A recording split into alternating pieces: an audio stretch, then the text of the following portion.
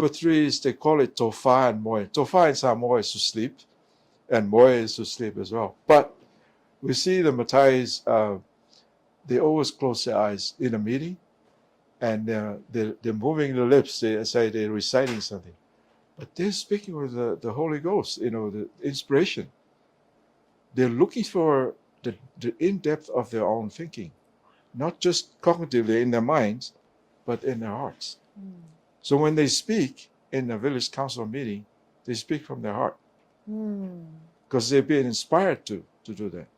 And they receive revelation. Is that something we don't know?